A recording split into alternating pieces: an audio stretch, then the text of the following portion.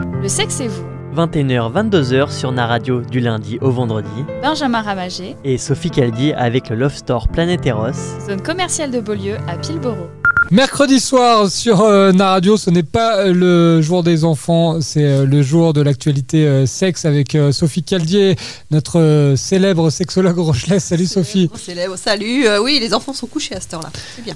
Et en parlant d'enfants, on a Céline Pelletier qui, malgré sa maternité récente, est quand même avec nous. Bravo Céline et merci d'intervenir et de ne pas avoir annulé l'émission. Ah non, j'aurais pas manqué ça.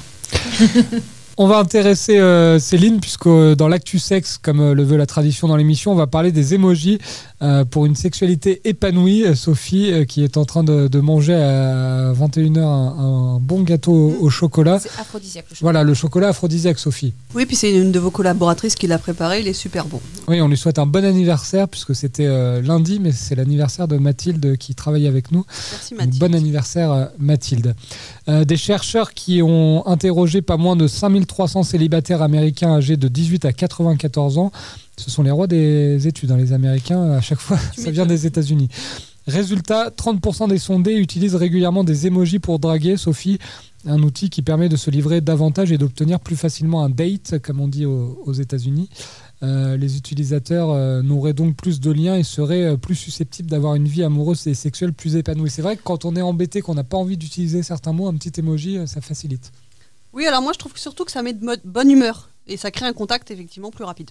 Mais Céline, hors antenne, tu nous avais plein. Céline, si on se met de bonne humeur en emoji, on n'est pas forcément de bonne humeur. C'est ça. Non, moi je les utilise énormément parce qu'en fait, je trouve que dans un texto, c'est toujours très compliqué de savoir sur quel ton le texto. Voilà. Faux, ça. Et souvent ça crée des conflits. Moi j'ai eu l'expérience avant de les utiliser à outrance que justement les personnes percevaient mal mes messages parce qu'on n'était pas sur les mêmes canaux de communication, sur la même réception en tout cas. Et les émoticônes permettent eux de clarifier ça.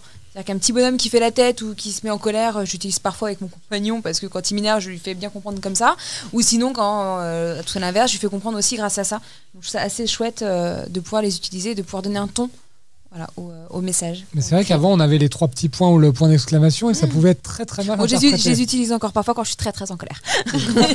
Avec un emoji derrière. Et là, sans emoji, alors c'est le pire. Et là, t'as pas de date, du coup. Non, pas de date. La deuxième actu, Sophie, rien à voir avec les emojis, c'est l'après-ménopause.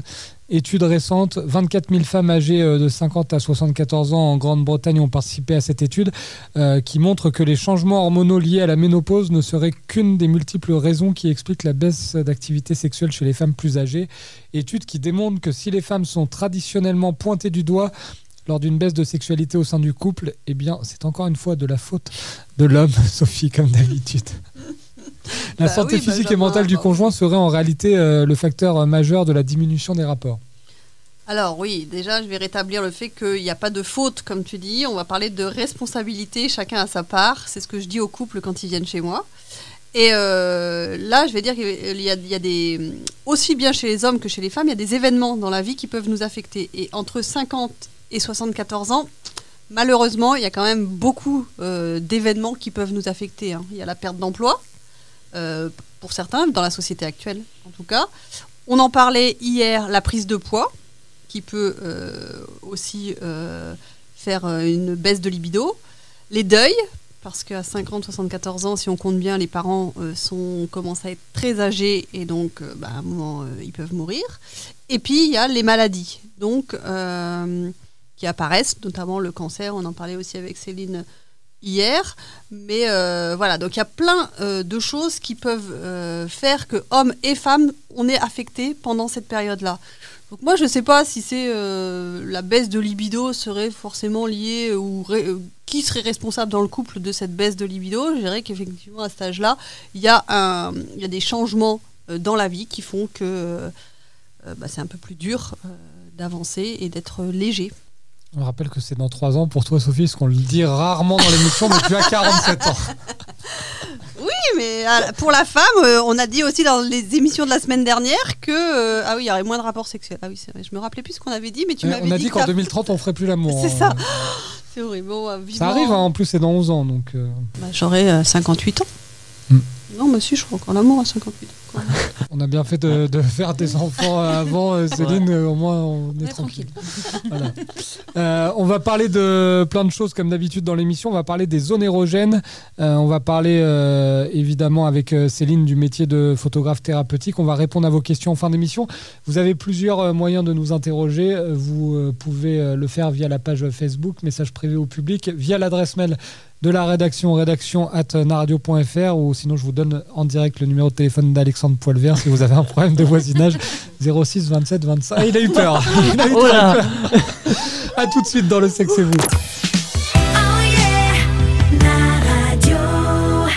La deuxième partie du Sexe et vous, on est ensemble jusqu'à 22h comme tous les jours du lundi au vendredi avec Sophie Callier. Heureusement qu'on n'a pas encore repris le Facebook Live et la vidéo parce que là, Sophie, tu fais pas d'avoir. J'ai la bouche pleine. Tu vas... De gâteaux au chocolat. Oui, on va préciser.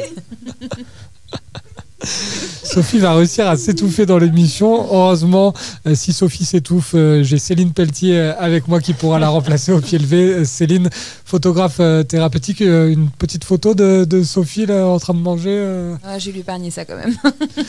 On va éviter. C'est pour mettre en valeur les gens, la photo. T'as pas compris depuis le temps qu'on en parle? Ça fait 2 jours qu'on en parle. On va parler des zones érogènes, Sophie, à ne pas prendre forcément en photo. On va voir ça. Si, dans les sextos. Dans les sextos, exactement. Qu'appelle-t-on déjà les ZE Les zones érogènes? Oui. C'est ça que tu veux savoir? Mais c'est marqué sur le conducteur, Sophie. Ouais. Donc c'est une région d'anatomie dont la stimulation entraîne une excitation d'ordre sexuel. Je te donne la définition. J'aime quand tu fais le doc comme à l'époque. T'as vu, Doc Eddie Fool. Donc pour les hommes, ça va être centré plutôt pénis, les bourses, les fesses et tout ce qui est autour. Voilà, cette zone-là. Hein. Pour les femmes, c'est tout le corps. Encore une inégalité. Alors, ouais. C'est ça, mais c'est parce qu'on l'a développé. Qui est fausse. Messieurs. Et oui, parce que vous aussi, vous pouvez développer vos zones érogènes pour que ça aille sur tout le corps. Mais au départ, c'est centré quand même autour du pénis. Et alors, après, on peut développer. On a une info, Sophie, avec Alex, ça fait à peu près depuis 1979 qu'on ne dit plus les bourses. Hein. je le dis comme ça. Qu'il est moqueur. C'est là où on voit que tu as 47 ans. Le parce que je l'ai pas encore très dit. à la mode. Hein. Oui, c'est vrai, la bourse revient à la mode, c'est vrai. C'est plus du vintage là. Oh là là. Les zones érogènes sont-elles les mêmes chez tous les individus, Sophie? Bah non, je viens de te dire que non. Comment? Alors là. Non, mais là, tu parlais des hommes et des femmes, mais même à l'intérieur des catégories, on peut avoir des catégories humaines, l'homme, la femme. Oui, non, bah bien sûr qu'il peut y avoir des catégories, des zones érogènes différentes, puisque même chez la femme, au départ, on ne va pas érotiser. Moi, en sexothérapie, l'objectif, c'est d'érotiser tout son corps également. Et une femme, par exemple, ne va pas forcément érotiser son vagin directement comme ça dès le début de sa vie sexuelle. Or, pour avoir des orgasmes, c'est important de pouvoir érotiser toutes les zones de son corps. Donc c'est plus en fonction de l'âge, mais il y en a qui sont, comme on disait tout à l'heure, il y a une inégalité dans l'intelligence, il y a une inégalité dans la sexualité. Il y en a qui sont directement plus doués que d'autres. Et donc il y en a qui vont directement avoir toutes leurs zones érogènes, qui vont s'étendre sur tout le corps, et d'autres qui vont se limiter, voire même ne pas les développer énormément. Qui dit zone érogène dit forcément préliminaire, ça a quand même un lien, Sophie. Est-ce que c'est obligatoire avant chaque relation sexuelle ? Tu sais que rien n'est jamais obligatoire, Benjamin. Ce n'est pas un devoir conjugal, mais un plaisir. Donc si on en a envie et besoin, oui, bien sûr que les préliminaires sont importants. Il y a les caresses, le massage peut... notamment, moi, avec les couples que je reçois, je leur donne des protocoles pour réapprendre à se toucher, à se masser et justement à découvrir les zones qui les excitent le plus. Donc au départ, je vais prendre un exemple. Un soir, c'est par exemple monsieur qui va être le masseur et madame qui va être la massée. Et monsieur va prendre tout le temps de s'occuper de sa compagne. Et à la fin du massage, qui peut durer entre 20 et 40 minutes, madame, ouais, mais ça passe vite en fait, Alex. Je te rassure, ça passe super vite. À la fin du massage, en fait, la femme va pouvoir exprimer les zones. Pendant le massage, elle essaye de se taire et de profiter pleinement du massage. Elle essaye de se taire. Oui. Ce que je viens de faire. Ah oui, on était pipelette, tu l'as dit tout à l'heure. Donc elle essaye de se taire et donc de ne pas interférer pour vraiment être centrée sur elle et sur son corps.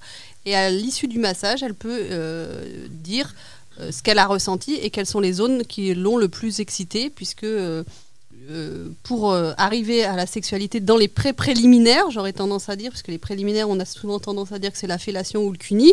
Dans les pré-préliminaires, du coup, l'homme peut aller peut-être caresser les cheveux de sa femme ou le dos, et ça peut être super excitant pour une femme. Et la femme peut caresser les cheveux de son homme, surtout quand c'est Surtout la femme. Toi. Et après les massages, donc on les inverse. C'est madame qui va masser monsieur, et là justement ça permet de développer chez l'homme peut-être les zones érogènes et de ne pas rester centré sur le sexe. Tu nous dis souvent que ton premier réflexe, Sophie, c'est quand un couple arrive te consulter de se tenir par la main. Est-ce que, Céline, toi aussi, dans les photographies thérapeutiques de couple, tu les fais se tenir par la main ou tu les laisses faire comme ils veulent? Ils évoluent, mais d'instinct, ils vont aller vers la caresse systématiquement. Puisque du coup, ils sont tous les deux hors zone de confort. Donc tout de suite, ils sont... je les sors de tout ça, donc ça crée forcément un rapprochement. Rarement sont ceux qui se mettent à l'écart l'un de l'autre. Au contraire, il va y avoir ce rapprochement parce qu'eux, ils sont là, ils ont l'habitude d'être ensemble, donc ils essaient de récupérer cette zone de confort qu'ils connaissent. Et du coup, la caresse et le côté tactile arrivent très rapidement. Très rapidement.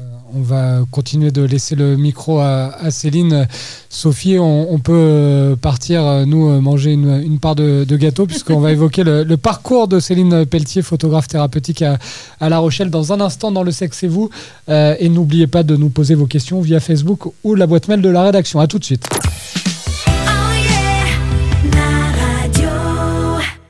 Le Sexe et vous, 21h, 22h sur Naradio du lundi au vendredi. Benjamin Ramagé, Et Sophie Caldi avec le Love Store Planète Eros. zone commerciale de Beaulieu à Pilboro. La troisième partie du Sexe et vous sur Naradio, comme tous les soirs du lundi au vendredi, de 21h à 22h avec notre sexologue Sophie Caldier. Mais Sophie va s'effacer dans cette troisième partie, ou alors elle va poser des questions, Non, c'est toi, puisqu'on va évoquer le parcours de notre invitée Céline Pelletier, qui est photographe thérapeutique.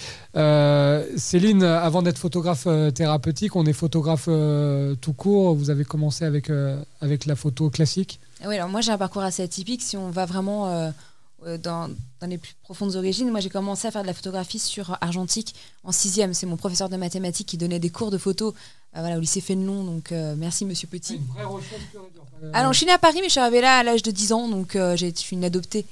Je suis adoptée de la région. Et du coup, c'est ce monsieur qui m'a fait découvrir la photo, que j'ai abandonné après pendant très très très longtemps parce que la photo coûte très cher. Et poussé aussi par la vie, on essaie de trouver un métier où on a du boulot. Voilà. Et avec l'arrivée aussi du numérique, par la suite, beaucoup de gens se sont détournés des photographes. Maintenant, beaucoup y reviennent aussi parce qu'on se rend compte que la photo est un vrai métier. C'est pas juste prendre une photo avec son téléphone portable ou un petit compact, ça va bien au-delà de ça. Et du coup, je suis revenue vraiment par hasard à la photo, en tout cas en tant que pro, parce que je n'étais pas du tout destinée à être professionnelle de la photo. Il y a des grandes écoles qui existent, mais on n'est pas obligé d'en sortir pour devenir photographe. Et moi, je suis une photographe grâce à la petite sœur de mon meilleur ami. J'avais réinvesti dans un appareil photo complètement classique à l'époque. Et je me suis amusée à photographier les 30 ans de mon meilleur ami. Et sa petite sœur me contacte quelques temps après en me demandant d'être la photographe de son mariage. Et là, j'ai dit, oulala, on ne parle pas de la même chose. On ne parle pas de photos de 30 ans comme ça pour m'amuser. On parle d'un mariage, donc c'est pas rien. Et elle voulait absolument. Donc du coup, j'ai investi dans du matériel de qualité. Voilà, dans mon premier réflexe, avec mes premiers objectifs. Et j'ai fait une petite formation en ligne quand même. Parce qu'il y a quand même besoin d'un minimum de base, de réglage. Voilà. Et puis c'est beaucoup de boulot aussi derrière, beaucoup d'apprentissage. Il ne faut pas croire qu'on devient photographe juste comme ça. On peut ne pas sortir de grandes écoles, mais il faut quand même des formations de base et beaucoup s'entraîner pour arriver à quelque chose de qualité. Voilà, j'apprendrai encore très longtemps sur différentes techniques qui peuvent exister et sur l'amélioration de mes photos, qui à l'époque je trouvais qu'elles étaient magnifiques. Aujourd'hui, quand je les regarde, elles sont bourrées de défauts. Voilà, les photos que je fais aujourd'hui seront bourrées de défauts dans quelques années parce que mon œil change. Et du coup, je me suis lancée, je me suis dit, tiens, je vais créer une page Facebook et on va voir si mon travail plaît. Et mon travail a plu, donc j'ai pu continuer à avancer. Et puis un jour, ma petite sœur, qui est préparatrice en pharmacie, voulait offrir une séance photo à une petite fille de 9 ans qui était atteinte d'une leucémie. Et on est aux périodes de Noël et je lui dis écoute, moi mon studio est plutôt dispo, j'ai du temps, tu vas pas la payer cette séance, c'est ma petite sœur déjà, et puis on va lui offrir. Donc on était parti pour 1 heure de séance, on a passé 4 heures à shooter, à s'amuser, en sachant pas ce qu'on était en train de faire, juste s'amuser. Et quand j'ai rendu les photos à cette petite fille, sa maman m'a appelée en me disant qu'elle se trouvait belle. Et moi sur le coup j'ai pas compris pourquoi elle me disait ça, et le fait qu'elle me dise voilà, ma fille se trouve belle, c'est énorme. T'as déverrouillé plein de choses chez elle parce que ça fait 2 ans que j'entends dire que elle n'est pas jolie, que c'est pas une copine une petite fille comme ses autres copines parce qu'elle a les médicaments, les traitements, que son corps évolue plus vite et puis 3 pertes de cheveux et voilà, c'est compliqué quand on est toute jeune. Et du coup, j'ai encaissé la chose parce que c'est très lourd à encaisser. C'est émotionnellement, quand une maman d'une petite fille qui est malade à l'époque. Aujourd'hui, qui va très très bien. Tu m'as déjà raconté, mais j'ai encore des frictions. J'en ai aussi, je me retiens de pas pleurer. Du coup, avec les hormones encore, j'ai encore les hormones de la grossesse qui sont un peu présentes, donc c'est encore voilà. Et du coup, j'ai commencé des recherches. Je me suis dit, ok, qu'est-ce que j'ai fait avec elle ? Comment j'ai fait ces déverrouillages ? Comment cette petite fille qui se supportait pas en photo, qui voulait pas se regarder, finalement a imprimé toutes les photos, les montre à toutes ses copines et qui se trouve belle. Voilà, au bout de 2 ans de traitement. Donc comment j'ai pu le faire ? Comment je peux le refaire ? Et dans quel cadre ? Et là, j'ai entamé beaucoup de recherches et j'ai commencé à travailler sur la photographie thérapeutique puisque j'ai découvert ce métier-là et savoir comment je pouvais le proposer. Et j'avais envie de le proposer vraiment d'un œil de photographe et pas d'un œil de photographe thérapeute. Je le précise encore parce que trop de gens font l'amalgame encore entre photographe thérapeute et photographie thérapeutique. Donc moi, c'est bien la photographie qui est thérapeutique et pas le photographe qui est thérapeute. J'insiste beaucoup dessus. Et du coup, voilà, j'ai découvert ce fameux professeur Diamond qui avait créé ça. Qui a été repris par Joe Spence en 1980, cette fameuse photographe, on en parlait il y a quelques jours, qui a repris ça lors de son cancer du sein, dans les années 80. Et puis j'ai commencé à avoir des cobayes. C'est-à-dire que j'ai eu une femme de 87 ans qui me tient beaucoup, beaucoup à cœur et qui est ma doyenne et qui pensait qu'à cet âge-là, on n'était pas encore une femme. Elle s'est vite rendue compte qu'elle était une sacrée femme, et une sacrée belle femme, malgré ses 87 ans, qu'on restait une femme... quoi qu'il arrive, avec les traits de sa vie. Alors moi, il faut savoir que je ne travaille jamais sous Photoshop. Là, je Photoshop vraiment très rarement, un bouton s'il y en a un éventuellement, mais j'enlève pas du poids, j'agrandis pas les gens, j'enlève pas les rides, parce que c'est ça qui est important, c'est de se découvrir comme on est réellement. Et c'est important aussi de savoir qu'il n'y a pas de maquillage lors de mes séances, mais on en discutera certainement sur une autre session. C'est important d'être au naturel, ce qui va être différent aussi des autres travails de photographes. Donc voilà, c'est aujourd'hui 3 ans à travailler dessus. Donc au départ où j'étais avec mon métier, un métier beaucoup plus alimentaire, que j'aimais tout autant, mais qui me servait vraiment à remplir mon frigo. Aujourd'hui, c'est la photo, j'essaie de le remplir grâce à la photo. Même si je fais ça à plein temps, le temps de se faire connaître et de faire connaître ce métier-là, ce qui n'est pas évident, mais on y arrive. La preuve, je suis là aujourd'hui. Donc c'est que mes efforts sont pas vains et on y arrive. Et puis le bouche-oreille, parce que beaucoup de gens m'ont fait confiance aujourd'hui. Donc c'est juste incroyable. Le parcours, quand je regarde en arrière, je me dis oulala, j'en suis là aujourd'hui, c'est juste génial. Voilà. Donc tu as eu Emma 10 ans, tu as eu cette doyenne. Est-ce que sans citer les prénoms, mais quel autre Des personnes qui m'ont touchée, je crois que toutes les personnes me touchent parce qu'elles ont toutes leurs histoires. Et elles me font confiance. Et c'est ça qui est énorme. C'est-à-dire qu'on se rencontre une première fois et quand la personne elle est intéressée, vraiment, il y a cet échange qui est là. Et on apprend tellement de ces échanges-là. Au-delà de la photo, au-delà de tout ça, c'est des rencontres humaines qui sont incroyables. Et les histoires, elles sont toutes différentes. Et elles sont toutes incroyables. Quand j'ai des personnes qui regardent leurs photos et qui pleurent devant leurs photos en me disant « Mais je suis belle » ou « Je suis beau » ou « J'ai de l'émotion » ou elles se rendent compte de plein de choses. Je pense à une jeune fille de 14 ans que j'ai eue récemment et qui venait me voir parce qu'elle voulait perdre du poids et elle voulait avoir ce déclic parce que la photographie thérapeutique, on déverrouille ou on verrouille quelque chose. C'est-à-dire que soit on verrouille le fait que la personne elle est bien comme elle est et ok, je suis bien, il faut que j'accepte le fait d'être bien et je vais me lâcher totalement, ou au contraire déverrouiller quelque chose sur une personne qui a besoin par exemple de reprendre du poids ou d'en perdre. Ça peut fonctionner aussi de prendre conscience du corps qu'on a aujourd'hui parce que j'ai une personne anorexique en face de moi qui est dans une phase de reconstruction, qui est suivie par une grosse équipe, une grosse structure. Donc c'est important d'être... Je ne soigne pas du tout l'anorexie, j'ai pas du tout cette prétention-là. J'aide à comprendre un petit peu ce corps sur des étapes bien particulières. Mais en tout cas, de dire, ok, je suis trop maigre aujourd'hui. J'en prends conscience. Ce qu'on ne fait pas devant un miroir, mais ça marche aussi pour la personne qui a besoin d'en perdre. C'est-à-dire que la personne qui a un fort surpoids, qui met vraiment sa santé en danger, n'a pas forcément conscience qu'elle a tout ce poids. Parce que dans sa tête, elle peut très bien peser moins parce qu'elle ne se voit pas, parce qu'elle n'a pas de miroir, pas de photos, etc. Donc là, on va plutôt déverrouiller quelque chose. Dire, ok, je prends conscience du corps que j'ai. Maintenant, mon inconscient va pouvoir aller travailler. Tu m'as dit que tu accompagnais aussi les gens qui avaient fait des sleeves ou des bypass. Oui, voilà. Je travaille principalement, j'ai beaucoup de contacts avec l'association Poids 17, qui est une super association. D'ailleurs, si vous avez des questions par rapport aux chirurgies bariatriques, je vous invite à aller sur cette assoce qui est géniale. Je les accompagne parce que c'est important aussi quand on a une grosse perte de poids, de savoir qui on est aujourd'hui. Parce que quand on passe, par exemple, de 150 kg à 60 kg en quelques mois, c'est très violent. C'est très violent parce que voilà, on n'a pas l'habitude de ce corps-là, etc. Donc là, on fait plutôt des étapes signatures à des moments très précis, des petites séances photos. Donc on ne parle pas encore de photographie thérapeutique en soi, mais plutôt des étapes signatures où on va figer l'instant. Voilà, une perte de 10-20 kg selon ce qu'il y a à perdre. Et puis on se voit comme ça régulièrement pour arriver au poids quasi final. Et là, faire un processus de photographie thérapeutique pour vraiment prendre conscience et s'approprier son corps. Et si vous souhaitez contacter Céline pour faire de la photo thérapeutique, c'est simple, Céline Pelletier sur les réseaux sociaux et on vous trouve... Céline Pelletier Photographie, et on me trouve très facilement. Et demain, on a Céline une dernière fois avec nous pour conclure la semaine. Sophie sera évidemment là et Sophie ne bouge pas puisqu'il y aura la réponse à toutes les questions des auditeurs dans un instant sur Naradio Tube et Info. La dernière partie du Sexe c'est vous, 21h, 22h du lundi au vendredi sur Naradio. Et comme le veut la tradition, la dernière partie est consacrée aux auditeurs. Sophie, tu as 4 personnes qui t'interrogent aujourd'hui, Olga notamment. J'ai l'impression que parfois mon mec simule. Est-ce possible? Comment en être sûr? Oui, la simulation n'est pas réservée qu'aux femmes, Sophie. Non, effectivement. Le truc, c'est que c'est plus difficile pour un mec de simuler, un homme de simuler, car le signe de son excitation, c'est l'érection. Par contre, il peut simuler au niveau de l'intensité de l'orgasme. Il n'y a pas forcément une intensité, il peut abuser ou pousser des cris ou des soupirs, etc., qui ne sont pas forcément liés à la hauteur de son plaisir. Mais cela peut aussi être plus excitant pour lui de justement pousser ses cris ou simuler, comme pour une femme.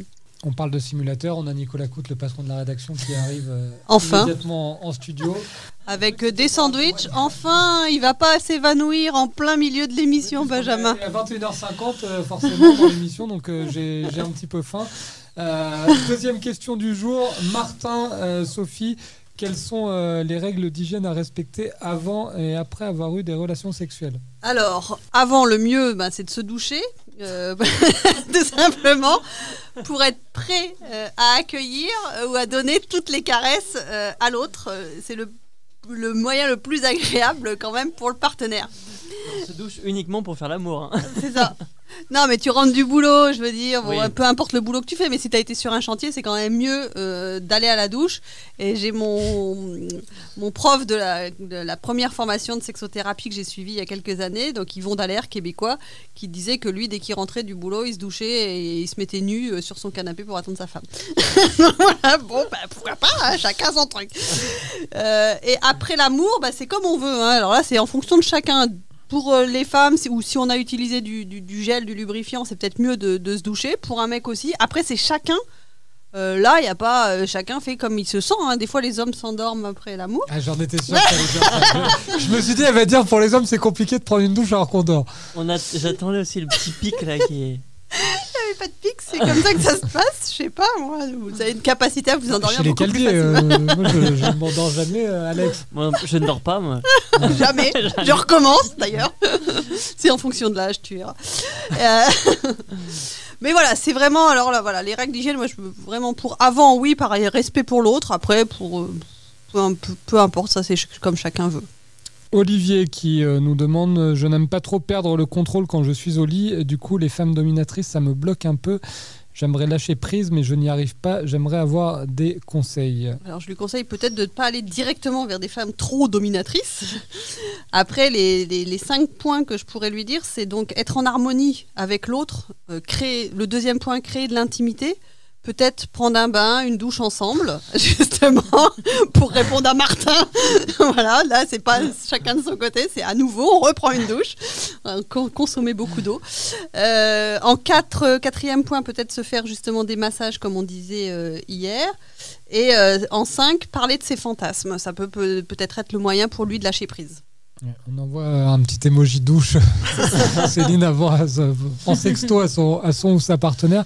Céline, quelqu'un qui n'aime pas du tout perdre le contrôle en règle générale, est-ce qu'une petite séance de photos, ça peut l'aider à se lâcher Complètement. Justement parce qu'il va déjà apprendre à lâcher prise devant moi, donc c'est pas toujours évident. Et ça lui permet de comprendre que c'est pas parce qu'il perd le contrôle que tout va partir dans tous les sens. Au contraire, c'est une vraie zone de plaisir de lâcher prise et de perdre ce contrôle un petit peu. Ça fait du bien au cerveau, ça fait du bien au corps. Parce que d'être toujours dans le contrôle, ça fatigue beaucoup. Hein. Donc toujours vouloir contrôler ce qui se passe autour. On le voit, hein, c'est pour ça qu'on en reparlera, mais dans le déroulé de mes séances, que j'ai pas qu'une seule séance photo, parce que j'ai souvent des contrôlants qui viennent me voir, parce que c'est une des causes aussi. J'arrive pas à être libre. Moi, je prône la liberté de son corps. Voilà, c'est ce que j'expose aussi avec toutes mes expositions photos, que je réalise sortir des cadres et de se libérer de tout ça. Donc ça passe aussi par la perte de contrôle, cette sensation de bien-être quand on perd ce contrôle, on lâche prise. Et on parlera des expos de Céline en fin de semaine dans l'émission. On va conclure avec Thérèse. Thérèse, oui. Je sais pas pourquoi parler de sexe et de Thérèse, ça me fait toujours penser on a toutes ces fameuses répliques en tête. Hein. Je n'ose pas franchir le pas d'un sex shop et du coup je compte acheter un vibromasseur sur internet. Des conseils pour choisir le bon modèle. Nous, on te conseille, Thérèse, si tu habites en Charente-Maritime, d'aller voir nos amis de Planétéros à Pulboro, centre commercial, parce que ils sont de très bons conseils. Ils sont très gentils. On rentre. Franchement, non, mais vraiment. Non, mais c'est vrai, on rentre, ça sent bon dans la boutique, on est bien accueillis. On a tous notre carte fidélité. Non, pour une fois qu'on a un sex shop qui est pas glauque et qui est ouvert absolument aussi bien aux hommes qu'aux femmes et à tous les âges. Non, mais ils sont. J'aime beaucoup. Ils sont adorables, on conseille. En plus, ils sont à l'écoute, ils savent aussi être discrets. On les a eu la semaine dernière à l'antenne. Oui, on va les revoir certainement. Non, et puis de toute façon, on n'a pas le choix à La Rochelle pour ce qui concerne les sex shops. Sophie, c'est soit Internet, comme le dit Thérèse, soit Planétéros. Donc, oui, mais vaut mieux qu'elle autant aille qu'il soit bon. Ouais, puis vaut mieux qu'elle aille chez Planétéros, hein, franchement, que sur Internet. Bon, et le SAV est très bon. Ah oui. C'est bon à savoir. Alors sinon, si Thérèse, vous voulez vraiment pas mettre les pieds dans un sex shop.